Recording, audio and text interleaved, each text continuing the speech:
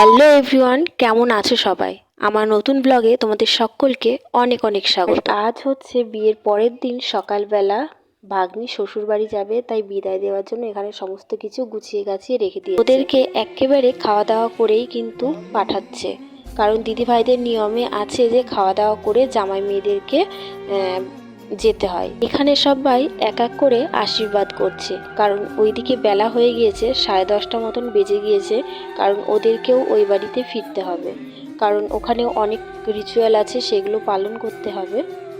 তো যাই হোক, দেখতে থাকো ব্লগটা, কেউ স্কিপ করবে না। আর এই ভাগ্নির বিদায় দেখে না আমারও খুব মনে পড়ছে, কারণ আমারও বিদায়তে কিন্তু এরকমই হয়েছিল। আর প্রত্যেকটা মেয়ের কাছে কিন্তু এই বিদায়টা কিন্তু হয়।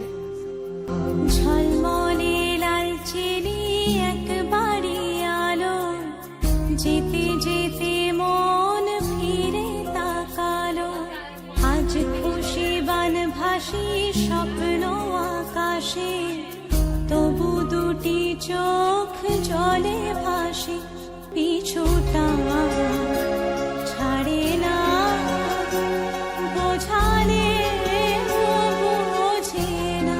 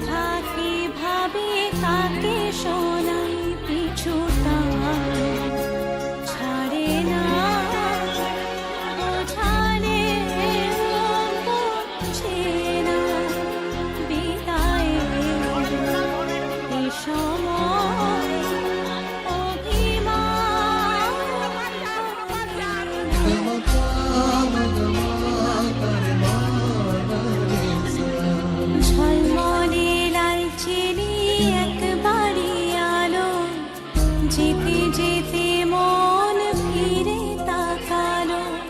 আজ খুশি বানভাসি স্বপ্ন আকাশে, তবু দুটি চোখ জলে ভাসে। পিছুটা ছাড়ে না, বোঝালে বোঝে না। বিদায়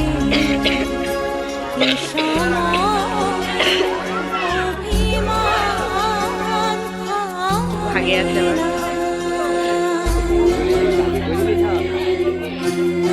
না থাকলেও তো সবাই তো আছে।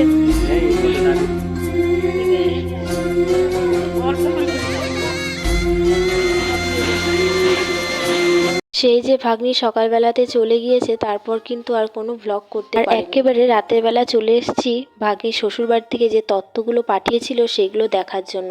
আর এখানে সবাই আছে, তো ভাগ্নির ঘরে এসেছি, আর ভাগ্নির ঘরেতেই রাখা হয়েছিল তত্ত্বগুলো। তো এক এক করে সবাই মিলে এখন দেখবো। বিছানা পাততে হবে।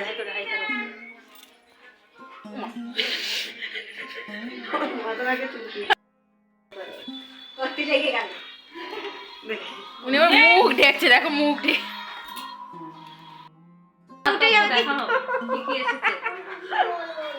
ছোট জায়গার একটা ছিল না মেয়ে।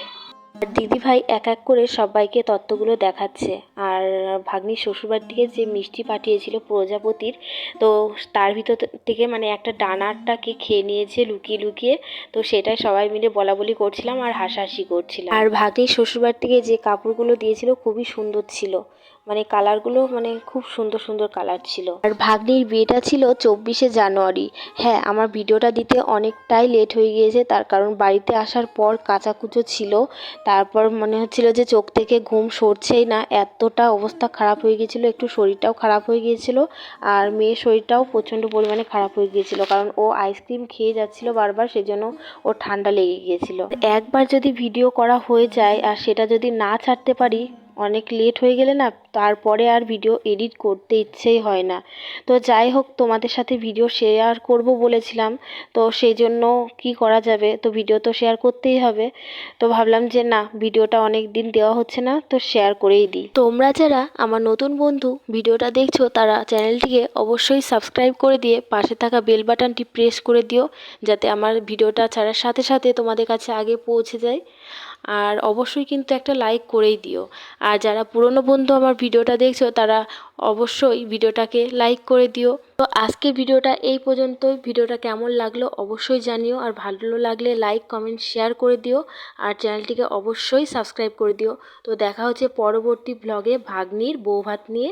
তো তোমরা সবাই ভালো থেকো, সুস্থ থেকো। তো আজকের মতন টাটা।